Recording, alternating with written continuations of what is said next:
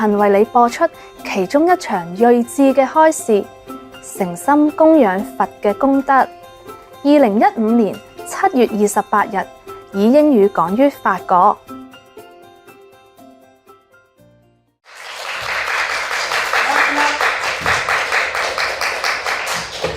Knock, who is there?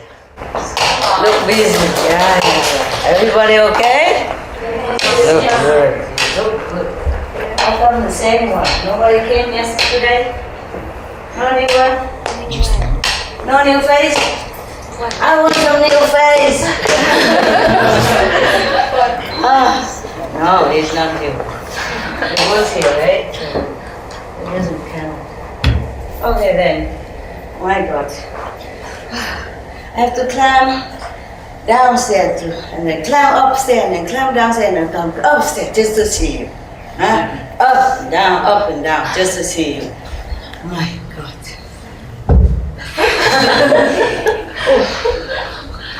It's good I'm awake again. Today is a kind of drowsy day. Have you also been drowsy a little? It's not real, is it? Good. Yeah, anyway. Oh, just make myself look more decent first, huh? Okay, there you go. So did you sleep well all day? I know it. That's why I didn't wake you up. And it's good. More important is the night time to be awake, okay? Okay, today I read you a story as promised. My God. Buddhist story. I told you yesterday about one story that I didn't like because the Buddha allowed the monks at that time to eat meat as long as they don't see the animals being killed. As long as they don't hear the animal crying while they're being killed.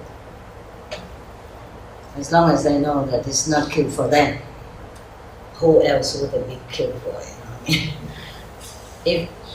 I guess if they go out and buy it, no? Or somebody buy it for them, then it's not for them that's being killed. But I guess I didn't like that at all. No. I mean, okay, I allow people for convenient method. Yeah, to continue the way they used to live, huh? And then have to be a vegetarian at least 10 days per month, huh? Okay. But they are lay people. What I mean is monks, should have compassion, should have a good example, should make good example of love, kindness, compassion, sympathy to all beings. No? Am I wrong? Yes? No. No, why are you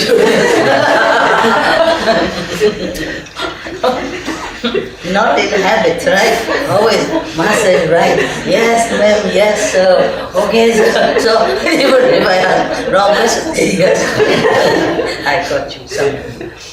No, it's okay. What I mean is monks should be an example of love. That's why Master Kabir, Kabir, 15th century saint, I think. Who cares? He died already anyway. He gone to heaven, so doesn't matter which century, but I think it's 15. He made a poem, mocking some monks. He said, the yogi dyed the color of his clothes instead of his mind. Dyeing his clothes instead of his mind in the color of love. Because they wear pink, saffron, pink, the color of love. Yeah, it symbolizes of love, the pink color. They go forth into the forest, leaving all their kins behind. And they grow their bear, they look like a goat, something like that. Kabir, he is something, yeah. I wouldn't dare say such a thing, but to repeat his poem is harmless, right? It's not right. Yeah, something like that. Yeah. The poem is a little longer, but I don't remember. I don't even remember my own poem. Yeah. When I was younger, child, teenager, I remember everything immediately.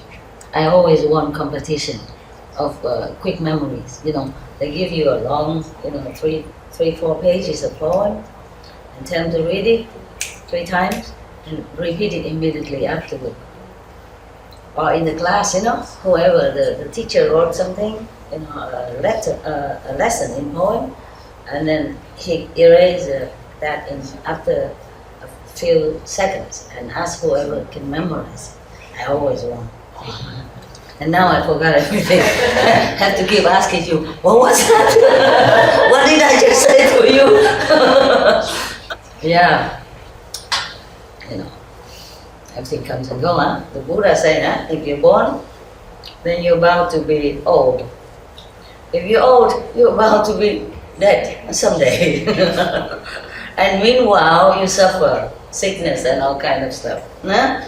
So, who am I to be different? Huh? Okay. Is yesterday the record okay? Yes. I mean, with the... Yes. Yeah, because I speak far, sometimes. Okay, this story, I read it before, I keep going on and on about everything else again. And then you blame me for whetting your appetite and don't give you the food. This is in one of the Buddhist sutra. I call it something like, I don't know if I translate correctly. Because I translated some from Sanskrit, into Chinese. And from Chinese translated into Vietnamese, And from Vietnamese now I translate into English, so you understand, yeah? You understand the accuracy of everything. Today we have a new camera, man, woman. Congratulations. I forgot. This is magic eye. The 4th eye. Sure.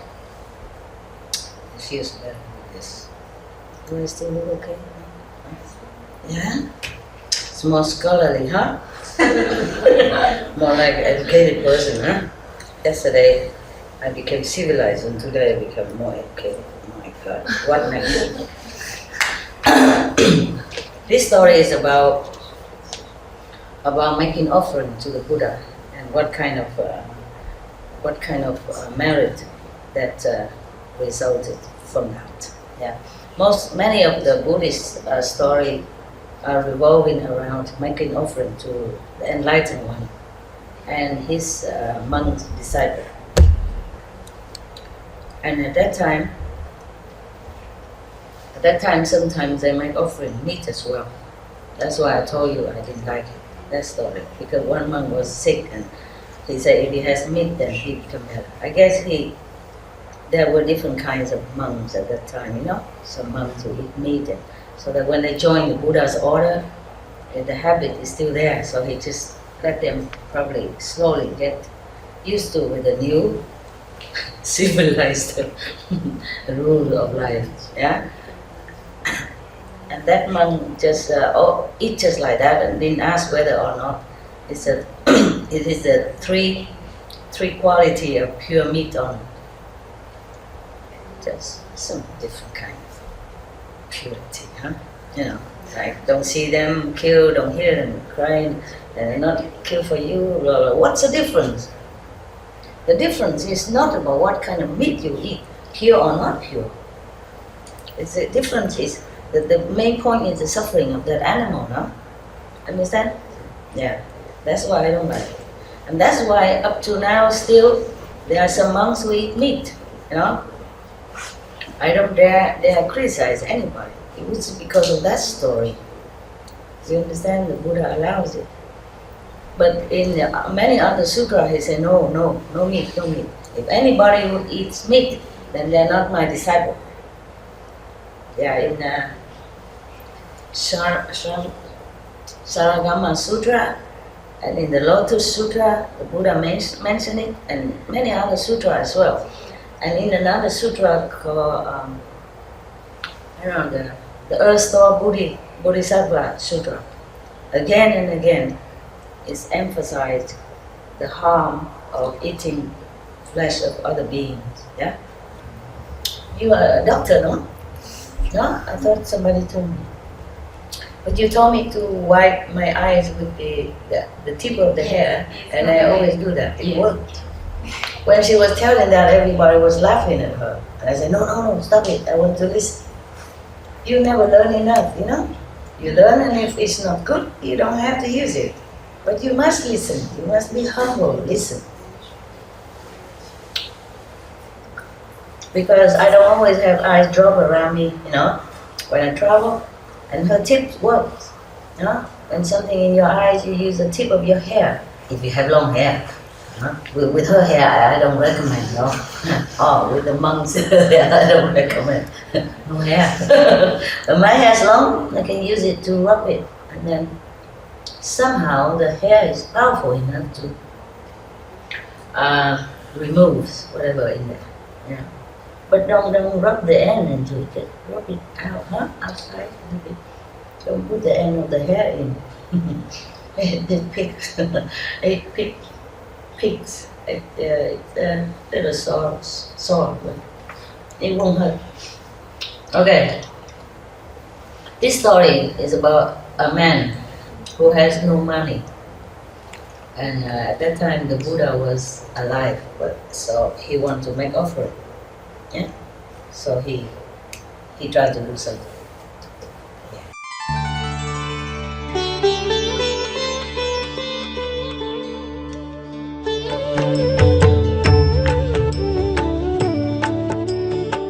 According to Buddhism and the believer and tradition, when you read sutra and all that, you have to put on incense, flower, and bow to the sutra first and thank all the Buddhas and Bodhisattvas in 10 directions, all respectfully, before you read it, okay? And then you cover the sutra also with silk, beautiful cloth, and I just make it more popular. Yeah, more easy, simple. And I apologize to all the Buddha. I say if I done something wrong, according to the tradition, my heart is full of respect. It's just that I cannot always do that. So please, all the sin, whatever I've done wrong, is all on me. At least other people, they hear the names of the Buddha, according to the sutta, they will get benefit. Yes.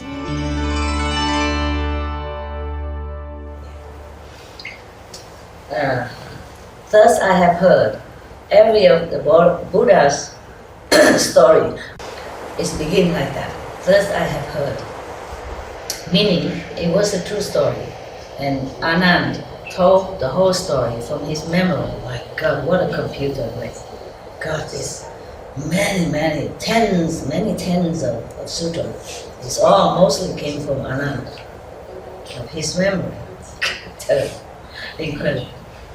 So, thus I have heard, one time the Buddha was in, oh my God, they translate to Vietnamese, so I don't know what's the English name or Sanskrit name anymore. I forgot. So we read it Vietnamese, okay? In the Save country, in the garden of Mr. Kakodok and the Prince Kida. Please try to get it in the dictionary. I don't have anything with me. I travel too much. I have a lot of dictionary, but I don't have it with me. I told you already, my car is always full of dog stuff, dog's blanket, dog's bed. Dog's bed taking a lot of space already. 4 dogs. So the whole car, mostly are dog stuff. And then the assistant clothes and stuff, and their food. Then I don't have much. Lucky we have clothes here. Otherwise, you will see me in all splendor, natural beauty. And then I will be more on a newspaper with picture to prove. Who cares, my God? I'm just thinking, what do people care about this? things in this world, whatever they care, seems sometimes so meaningless, Just judging from outside, outward action and appearance. In India, many women renunciate. They also don't wear clothes. Truly, winter, summer. They call them maybe Naga monks or nuns. They don't take any clothes. They renounce completely everything, except some simple food, whatever offered to them just to survive, and the Ganges water. And if nobody give to them, they're not eating anything. Sometimes for many weeks. They use ash, ash and maybe to put on their body to keep warm. That's it. Women and men. And in India, people don't make fun of them. People don't think they're trying to seduce them. No. They revere them very much. They understand. See? But if these nuns were to come here, oh God, the police will immediately be there. Well, then maybe they just give them some police uniform to wear. Damn, be decent. No, salapa con sala. But probably they won't do anything.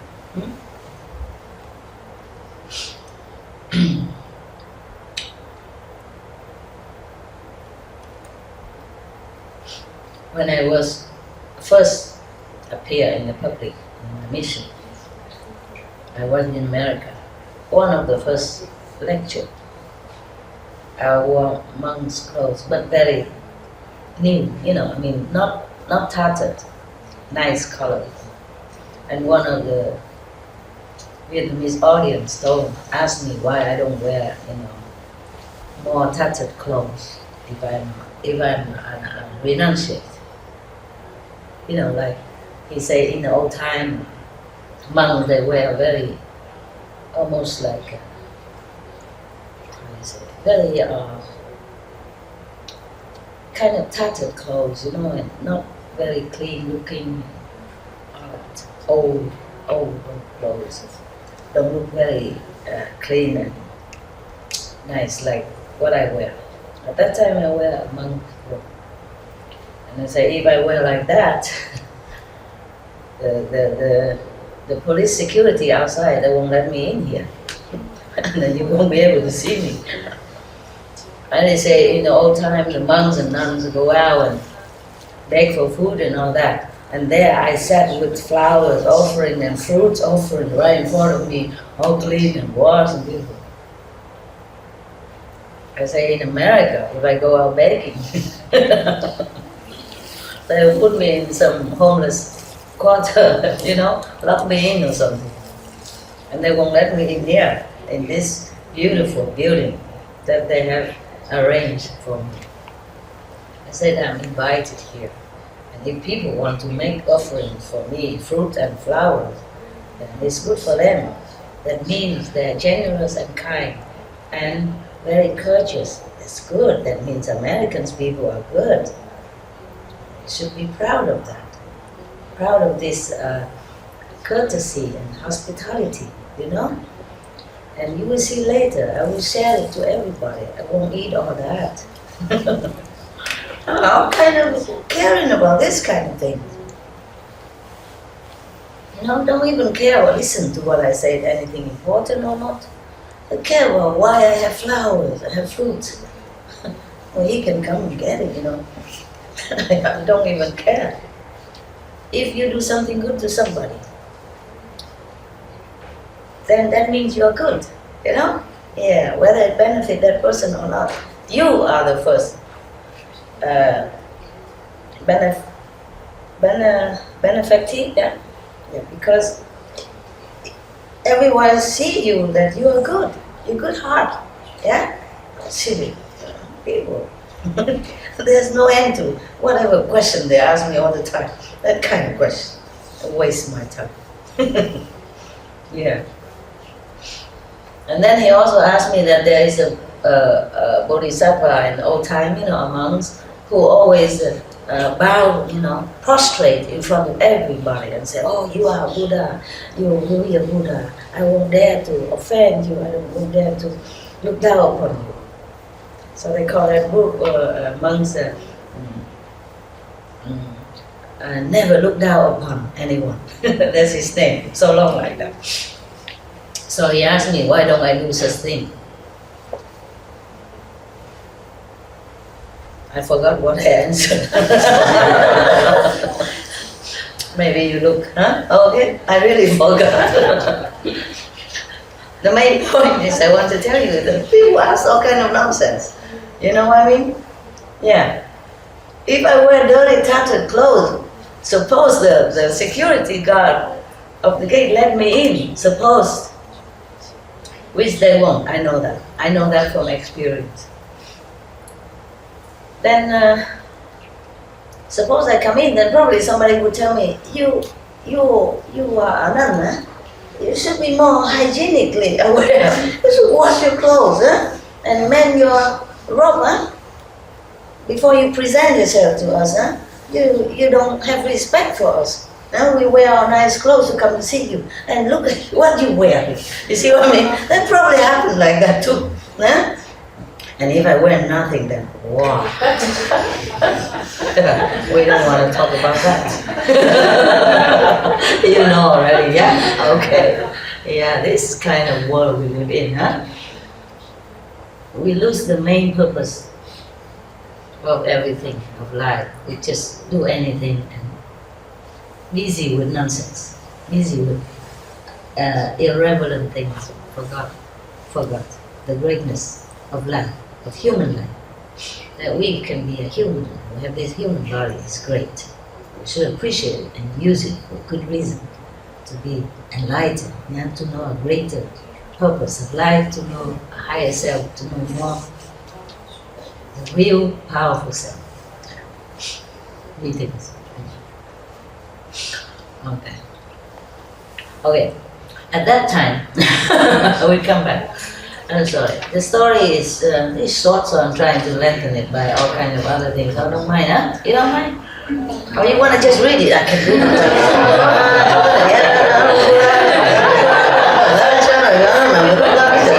Okay? Finish in 2 minutes, really. It's not that interesting, huh? You like me to put that pepper, salt, and soy sauce and stuff, huh? Okay, I know. At that time, in that country, Save, there was a rich gentleman.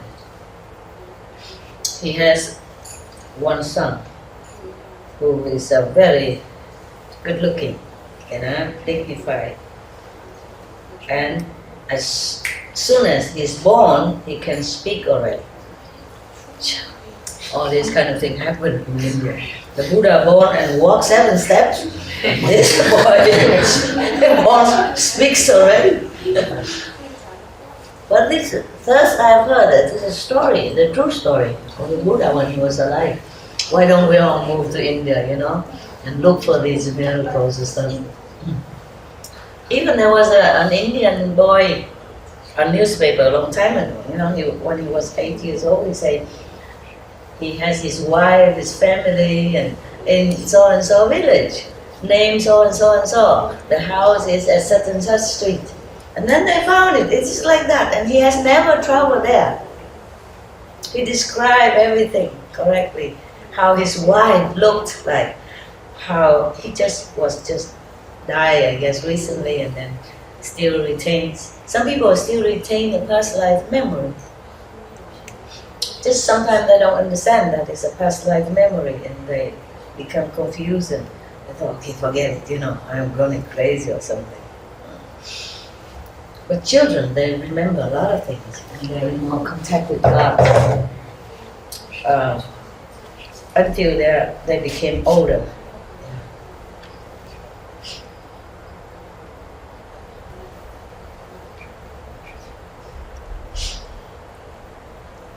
when I was still younger, like maybe I don't remember 7, 8 or something, I still see the angel sometimes. Yeah. But I didn't even know it was angel, you know, that because they don't appear so clearly like see you, but almost transparent state. And I didn't even know that. So sometimes when I see that, I say, is that you, Ma? You know, from afar, I thought my mother's coming. And then they disappear when my mother came in. Yeah, something like that. And I heard a lot of stars, they're talking. Not talking, but it's kind of communication. And I thought it's normal, you know? I thought everybody heard that. So I never told anybody. I just go outside and look and listen, you know, I feel very, very comfortable when I heard that. Communication also with, not just in silence, but you can hear. I don't know if anybody else hear it. I hear the melodious kind of communication between the stars. So I myself told myself, this is a star song.